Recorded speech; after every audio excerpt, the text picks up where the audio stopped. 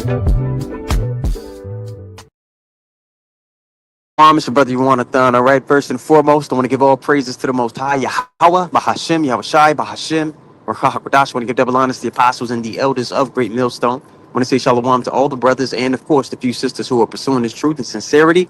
May the blessing of election be upon your house. Today, I'm going to show you guys a clip from the YouTuber called Middle Passage.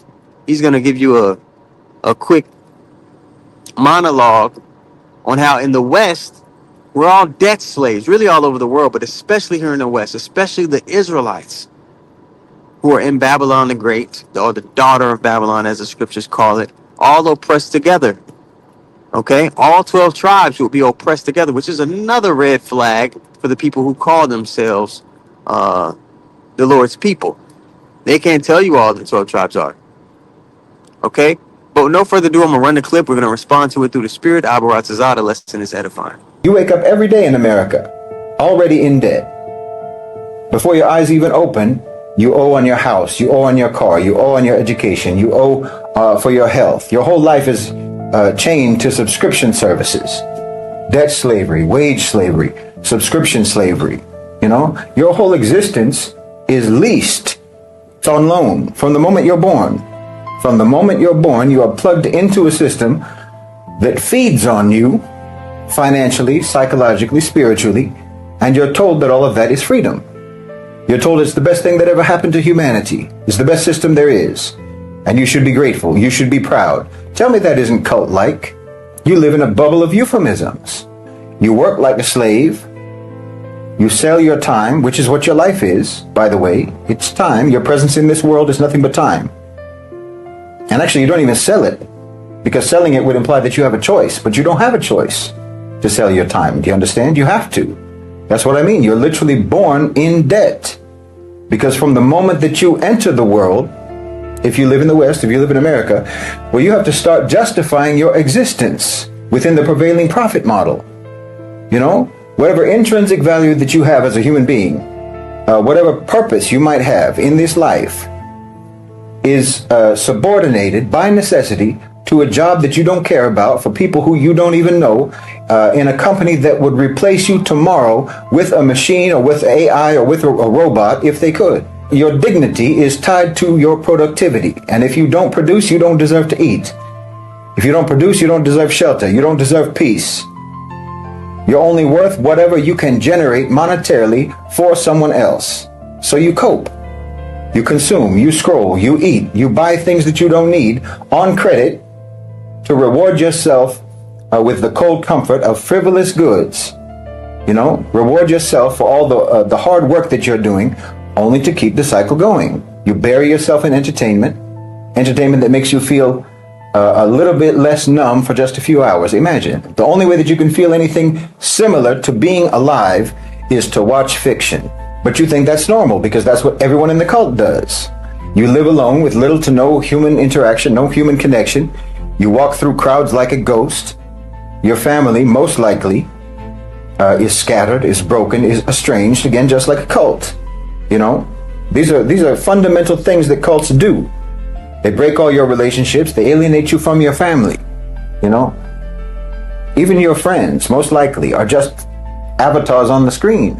Curated versions of people pretending to not be as miserable as you are, you know, with their Instagrammable perfect lives that no one's actually living. No one lives like that. All right. He pretty much nailed it on the head. But over here, because we've been gifted with the scriptures, we can be solution-based. We know, okay, this is happening, but what does the Lord say about fixing it? Because it is going to get fixed. All right. Now, again, like I say all the time, what separates the scriptures from everything else is prophecy. We know what's going to happen before it happens because, you know, the Lord has given us that understanding. Okay. But these people who have put handcuffs on you from the day that you were born through debt, how is that going to be rectified? I want to go to Habakkuk, the 2nd chapter, because it talks about this debt system that this devil has established and what his end is going to be. And as we read and we go along, we'll talk about the effect that being in perpetual debt has on an individual's psyche, how it affects their relationships, their perspective of the world around them, what's valuable to them, their self-worth, which he touched on a little bit in the lesson. I mean, in the clip, but all those things that I mentioned, all right? People's relationships, their outlook on the world, their self-worth, okay?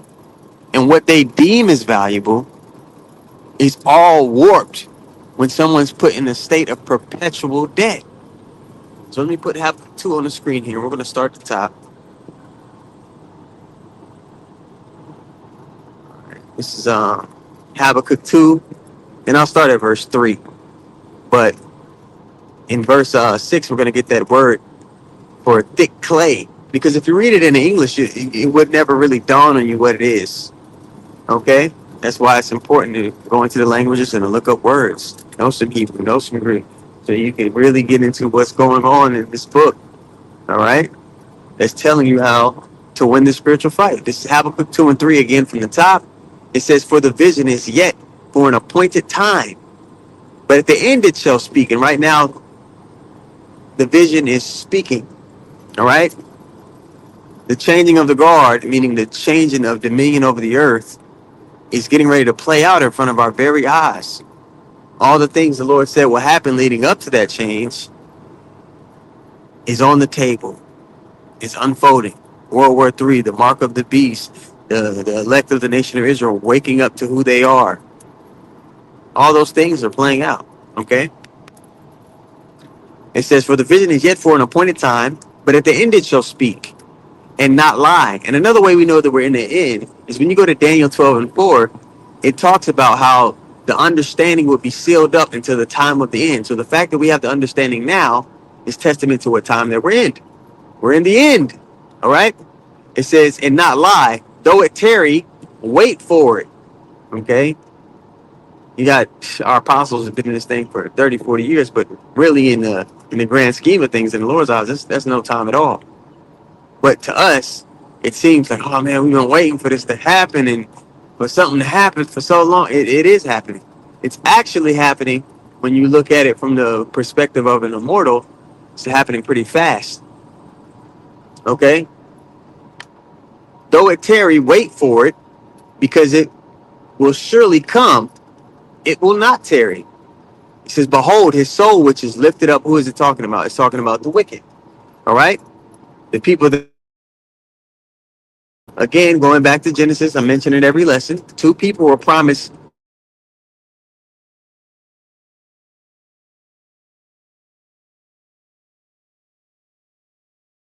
in not an amount of time. This is why the scriptures say the devil knoweth he hath but a short time.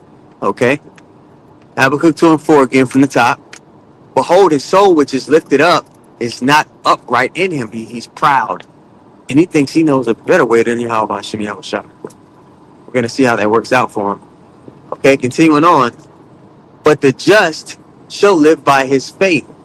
We're going to adhere to the standard that our Lord has set. Even though the game is rigged and it's unfair, we're going to strive lawfully. Even though this devil isn't playing by the rules. And because we strive lawfully and hold fast to our integrity and rehearse the righteous acts to the best of our ability in the midst of all this corruption, a great supernatural and divine reward and protection is going to come with that. All right? Like it talks about in Zephaniah 2 and 3, if you seek righteousness and you seek meekness, you're going to be hid in the day of the Lord's anger. You're going to be protected as all this great death and calamity happens. You're not going to be taken out of the way of it. You're going to witness it. You're going to be an eyewitness. Okay? In the kingdom of heaven, when the 2/3 are born again through the elect, we tell them stories about how it all went down. It's going to be from an eyewitness account. People are like, man, this really happened? Wow. And they also going to be ashamed because they're going to realize, like, damn, I was one of the people that didn't stand stiffly for the things of Yahweh Shai. Okay? So we want to be a part of that, the eyewitnesses. Okay? Habakkuk 2 and 4, again, it reads, behold, his soul which is lifted up is not upright in him, but the just shall live by his faith. Okay, then we go down to verse 5. It says, yeah, also because he transgresseth by wine. Now, here, is it talking about the literal wine that you drink? No, of course not. Okay? There are people that are drunk on philosophies, drunk on a thought process and a mindset and a way and a belief that has nothing to do with what the Lord is about. So it's likened unto being drunk. The whole world has been made drunk. They stagger, but not with strong drink. The philosophies of a man, his way that he pushes. Okay? Everybody subscribes to what pretty much America says is right and wrong. And when you really filter it through the scriptures, America's a very wicked place. Okay? Habakkuk 2 and 5. Yet also because he transgresses by wine, he is a proud man. Neither keepeth at home, who enlargeth his desire as hell. Okay? He enlarges his desire as hell. He has an insatiable greed. He wants his hands in everything. He wants a cut out of everything. Anything pure, he wants to taint it. The pedos are on the loose, man. Okay? Who enlarges his desire as hell and is as death. So wherever this goes, like the scriptures call him, the border of wickedness, wherever he goes, the conditions of death and hell follow this man. And those conditions have engulfed the entire earth. Okay? Who enlarges his desire as hell and is as death, and cannot be satisfied, but gathereth unto him all nations and heapeth unto him all people. He wants everybody to be down with his way. And if you don't want to get down with his way, he's going to demonize your ass and make you out to be the villain and justify committing violence against you. Remember, his blessing was a sword in Genesis. Esau's blessing was the sword. That's how he would get domination. So anybody that doesn't lay down, anybody that doesn't get down, he makes them lay down. All right. Now let's go to verse 6. Point I wanted here. It says, shall not all these take up a parable against him and a taunting proverb against him? And I want to read this in the NLT. I want you, but I'm going to read it here first, and then we're going to read it again in the NLT. All right. Shall not all these take up a parable against him and a taunting proverb against him, and say, woe to him that increaseth that which is not his? How long? And to him that ladeth himself with thick clay. Now, Shalakia. Now, that word for clay there is the word ibatyat in the Hebrew. Okay, H5671. And what does it say down there in the outline? Check it out. It says, weight of pleasures, heavy, dense. So how does he bind everybody from being in this mindset of not wanting to stand up? All right, because everybody right now, they're the legs of the table. The elites are playing this game on the backs of all the people, especially the children of Israel. All right, they're the legs of the table. What's stopping everybody from standing up and flipping the table over and saying, no, we're not doing this shit? Everybody's caught up in this system to where the things that they hold dear and valuable, well, I gotta pay these bills to take care of my family. If I don't, take care of my family, my woman's gonna leave me. If I don't do things a certain way, if I don't fit up to this image that society has set, I'm gonna lose everything. So people equate their value with things, money, status, fitting into the mold of a life, a perspective, and a standard that doesn't align with the things of God, right? Everything's been flipped upside down. People don't associate their value with their usefulness to the Lord, with their obedience to the Lord, okay? But the elect, they do. This is what makes the elect different. They have a saying in the world, if you want to manipulate a person, you either give them what they want or you take it away. Thing is, what did the elect of the nation of Israel want? Well, I'm a part of that number. We want the kingdom of heaven to be established upon the earth. And this devil cannot give or take that away. So then you have a person on your hands that you can't manipulate, you can't bribe, you can't seduce. And what is this devil going to result to? Well, like it talks about in Second Ezra, I think it's the 16th chapter. It's a little fuzzy, but it talks about how they're going to be like a madman, sparing none and destroying those that fear the Lord. They're going to result to the sword the way they always do when they don't get their way, like a kid throwing a tantrum. Now let's go back and let's read Habakkuk 2:6 again, but we're going to read it in the NLT this time. Let's check it out. It says, "But soon their captives will taunt them. They will mock them, say the same way we did in ancient Egypt." All right. The Egyptians had the children of Israel captive, and the Lord delivered us. That's how the Lord's name was made famous initially. Okay, but it's going to be made even more famous this go around.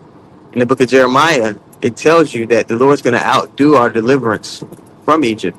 Okay, this is Habakkuk 2:6 again in the NLT. It says, "But soon their captives will taunt them.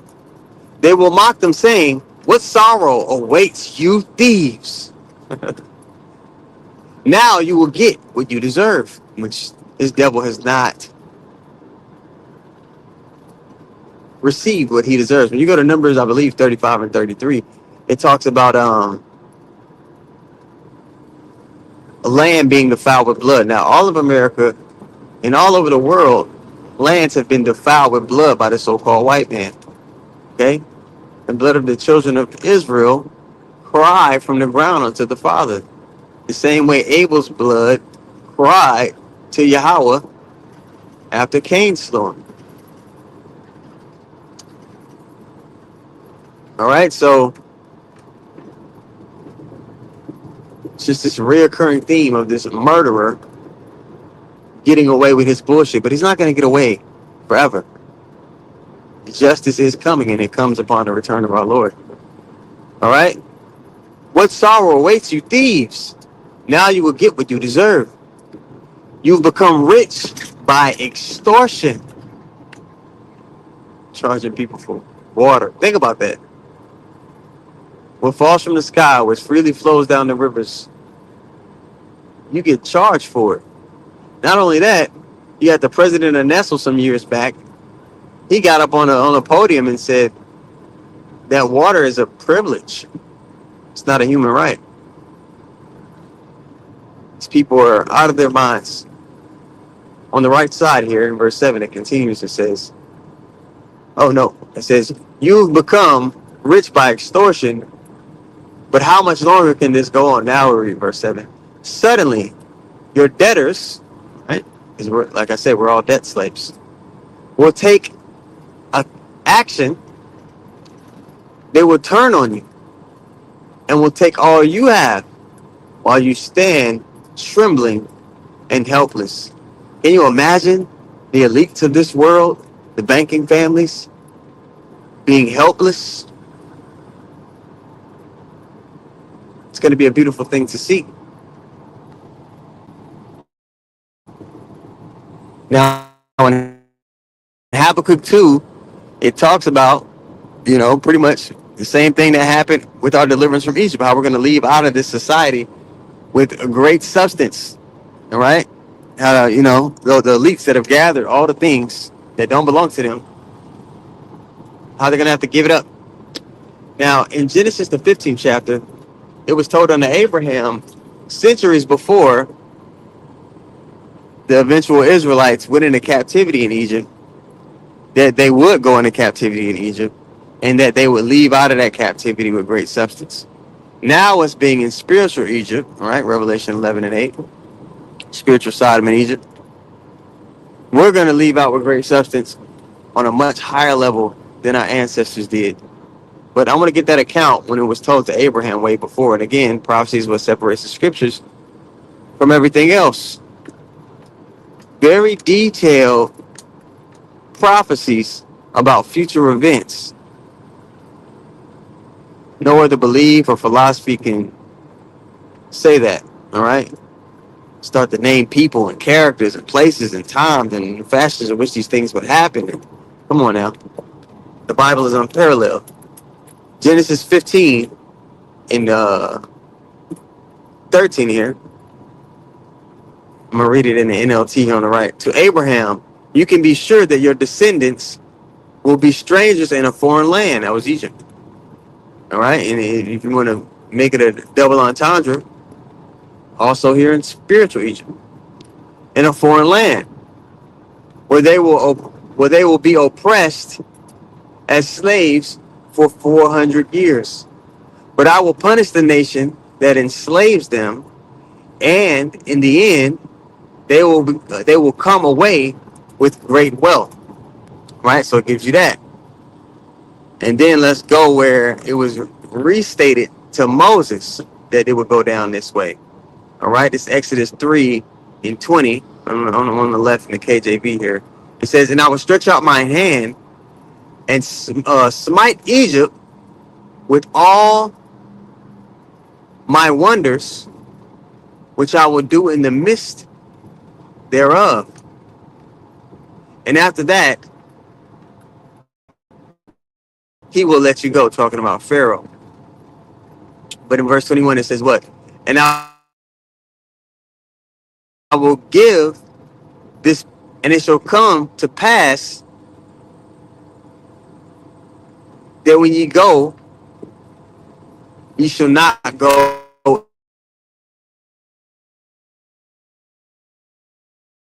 empty. I'm going to jump over to the NLT on the right. And verse 22, it says, every Israelite woman will ask for articles of silver and gold. The words look so small to me on my phone right now. And find clothing from her Egyptian neighbors and from foreign women in their houses. You will dress your sons and daughters with these, stripping the Egyptians of their wealth. Now, again, we're here in spiritual Egypt. And the Egyptians in our time, oh, it makes me think of Isaiah the 19th chapter. The Egyptians in our time, man, are going to be stripped of their wealth. Okay, and we're going to get a reward that's so much greater than anything carnal from our heavenly Father. We're going to get new bodies. We're going to be made immortal. He mentioned in the clip that your life is nothing but a set amount of time here on the earth.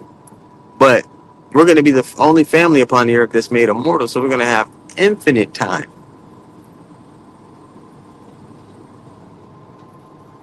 A lot of people, they had that acronym back in like the 10s, all right, the 2010s, around 2012, 2011, maybe 2010 or so. YOLO, you only live once, all right, which is, an acronym from way prior to 2010. But a lot of people, they live in that mindset. Think about how you would approach life if you knew you actually had forever. The precision, the patience,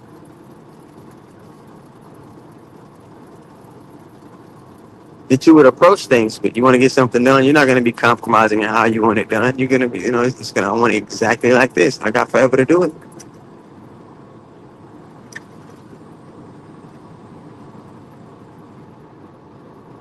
We're going to have unlimited time. That's currency in itself. You know how certain precious metals, certain objects, certain materials, money itself, it accumulates what? Value over time. How much value are we going to accumulate over time being immortal beings? Having generations upon children. And things just accumulating value over time. It's going to be immeasurable, the amount of wealth that we have in the kingdom of heaven. And again, for those who are new, the kingdom of heaven is actually going to be on the earth. Revelation 5 and 10. So understanding that, man, Just that little piece in this. This thing's way beyond what we could comprehend now. Because the Lord even says that anything that, we think of, the Lord's going to outdo it. I think that might be in like what, Isaiah 65. So we can't even fathom the joy that's going to take us over in the kingdom of heaven. All right. So nothing here on this side is worth trading that. All right. Now let's go to Exodus 11, where it actually happened. It's and the Lord said unto Moses, yet will I bring one plague more upon Pharaoh and upon Egypt. Afterwards, he will let you go hence. When he shall let you go, he shall surely thrust you out hence altogether. He's like, just get the hell out of here. And that's what happened. Verse 2, speak now in the ears of the people, and let every man borrow, check, I like how I use that word, borrow of his neighbor, and every woman her neighbor's jewels of silver and jewels of gold. So the Lord brought what he said, even going all the way back to Genesis. When he said it to Abraham, he brought it to pass hundreds of years later. Okay? This is the power we serve, man. He always makes good on his word. So, just a quick lesson, man.